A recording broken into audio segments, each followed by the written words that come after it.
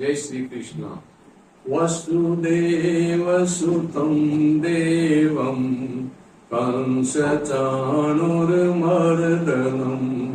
देवकी परमानन्दं कृष्णं वन्दे जगद्गुरुं श्रीकृष्णं वन्दे जगद्गुरुं।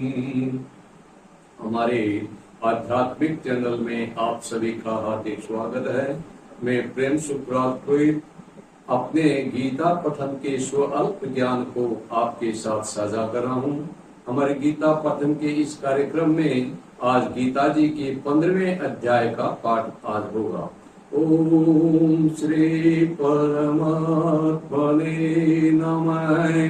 श्रीमद्भगवद गीता अथ पुरुषोत्तम योगो नामनो पंचदशोऽध्याय।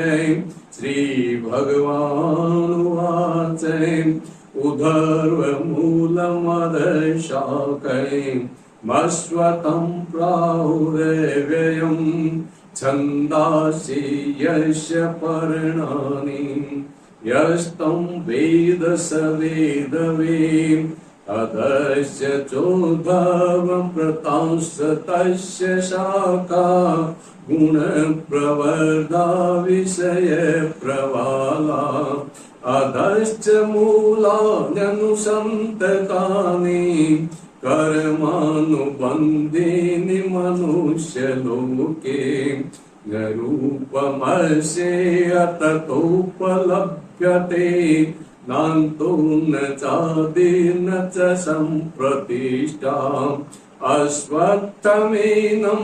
सुविरूढमूलमसङ्गशस्त्रेण दृढेन छित्त्वा ततः पदं तत्परिमार्गितव्यम् यस्मिन् गता न निवर्तन्ति भूये तमेव चाद्यं पुरुषं प्रपद्ये यत प्रवृत्ति प्रसृता पुराणी निर्मौनमोहाजितसङ्गदोषा अध्यात्मनित्या विनिवर्तकामा द्वन्द्वैर्विमुक्ता सुखदुःखसङ्गे गच्छन्त मूढा पदमव्ययं न तद्भासयते सूर्यो न शशाङ्को न पावकः यद्गत्वा न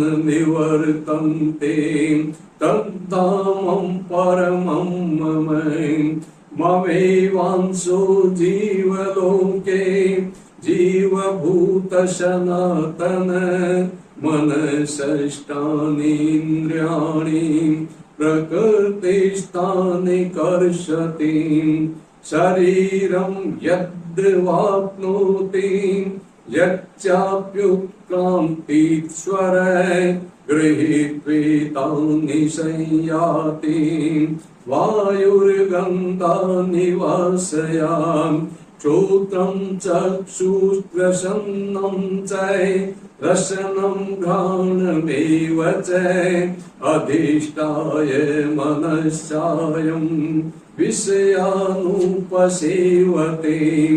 उत्क्रामन्तं स्थितं वापि भुञ्जानं वा गुणान्वितं विमूढानानुपश्यन्ति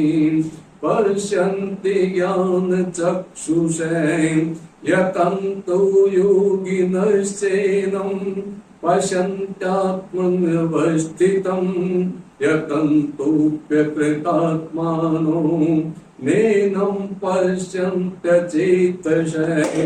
यदादित्यगतं तेजो जगद्भासयतेऽखिलं यच्चन्द्रमसि यच्चाग्नो ततेजो विद्धि मामकम् कामविश्य च भूतानि धारयाम्यमोजसा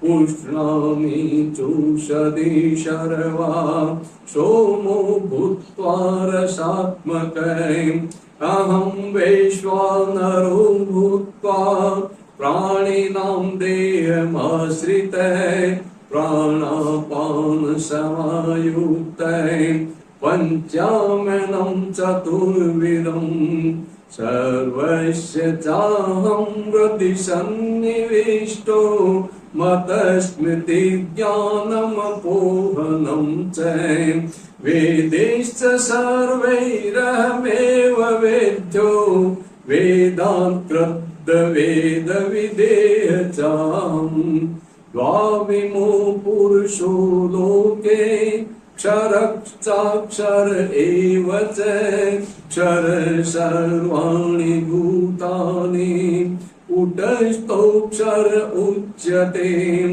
उत्तम पुरुषस्त्वन्ये परमात्मनेत्युदाहृतः यो लोकत्रयमाविश्य बिभर्त्यव्यय ईश्वरे यस्मात्तक्षरमतीतो है मक्षरादपि चोत्तमः अतोऽस्मि लोके वेदे च प्रथितः पुरुषोत्तमः यो मामेवं सम्मूढो जानाति पुरुषोत्तमं स सर्वविद भजति मां सर्वभावेन भारत इति गुह्यतमं शास्त्रे विद्मुक्तं मया नघ एतद् बुद्धिमान् स्यात् कृतश्च च भारत एतद् बुद्ध्वा बुद्धिमान् स्यात् कृतश्च च भारत।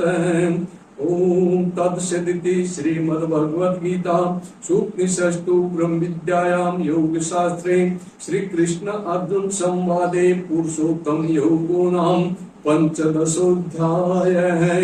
कृष्णाय वासुदेवाय देवकी नंदनाय च नंदगोपकुमाराय गोविंदाय नमो नमः। श्री गोविंदाय नमो नमः। जय श्री कृष्ण।